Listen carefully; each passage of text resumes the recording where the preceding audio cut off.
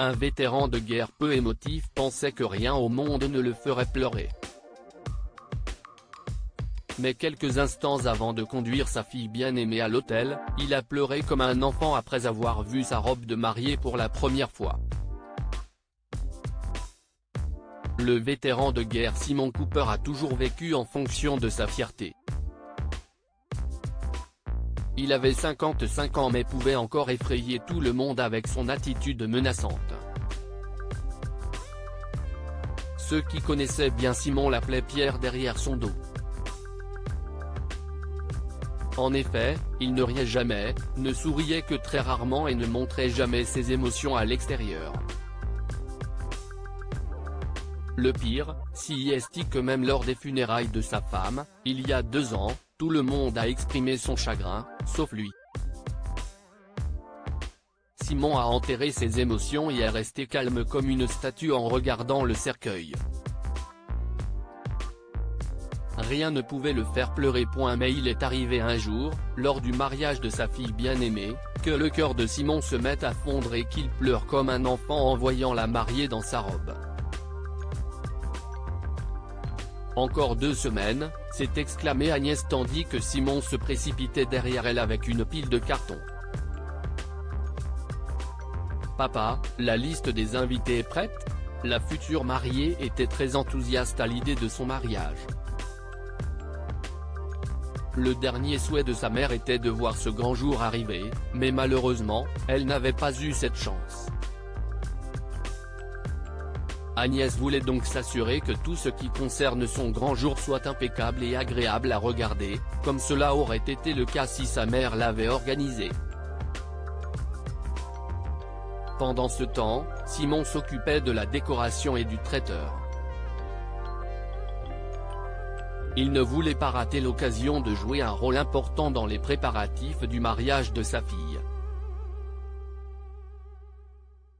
Mais la seule chose qui l'a contrarié, c'est quand Agnès lui a demandé de ne pas se mêler de sa robe de mariée et de ses bijoux. Je m'en occupe, papa. Tu n'as pas à t'inquiéter de ça, et je ne veux pas que tu décides à ma place, d'accord ?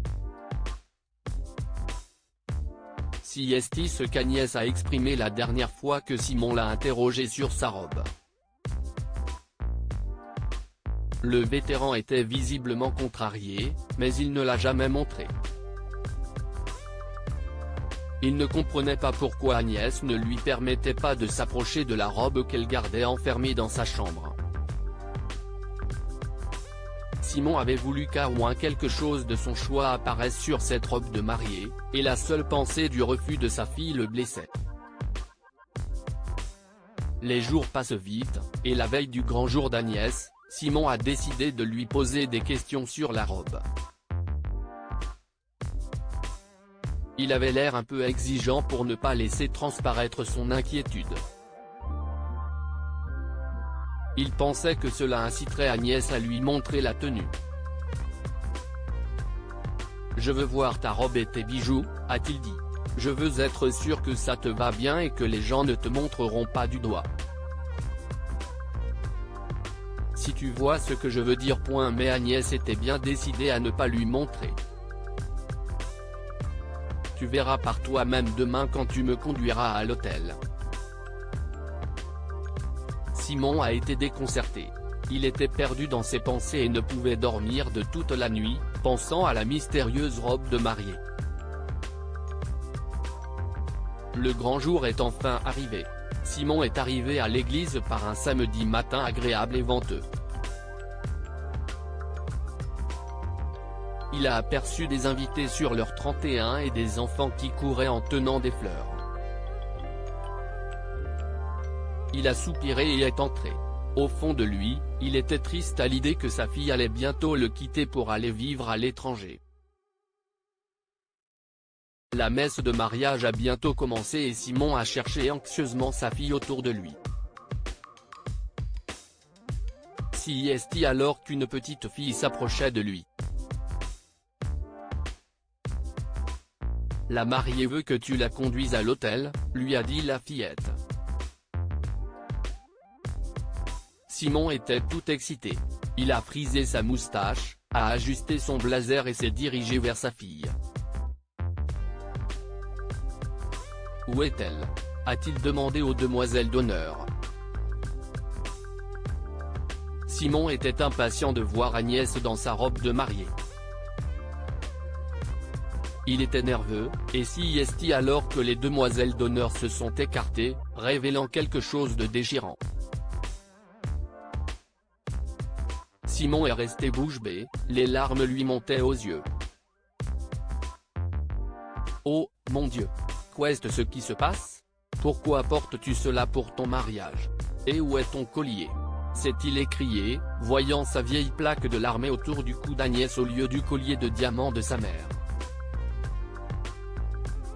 Les invités les regardaient avec surprise. Ils n'avaient jamais vu Simon pleurer de la sorte. Agnès était tout aussi stupéfaite, car si est la première fois qu'elle voyait son père fondre en larmes.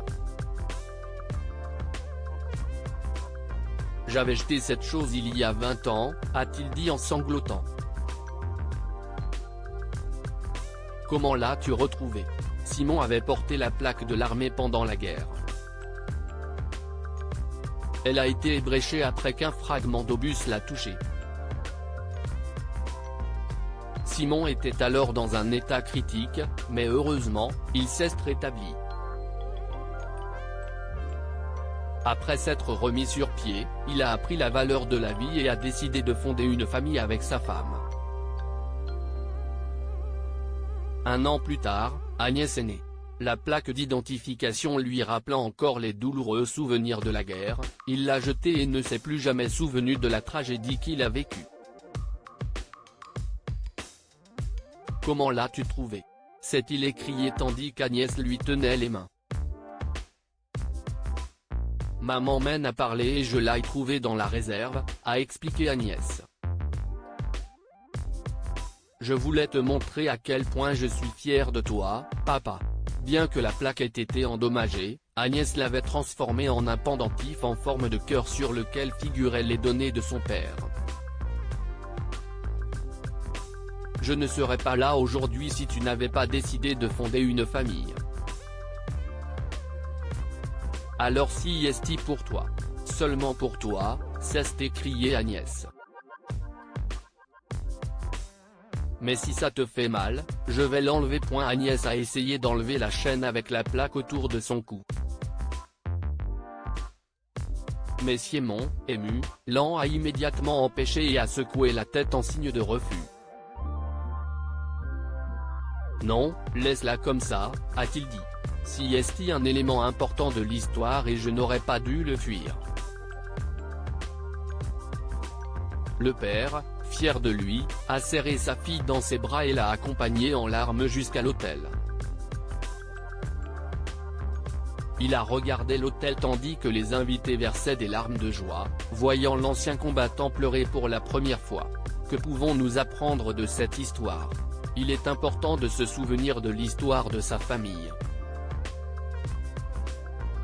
Après avoir survécu à un tir d'obus pendant la guerre, Simon a jeté sa plaque d'identité, car elle lui rappelait la tragédie.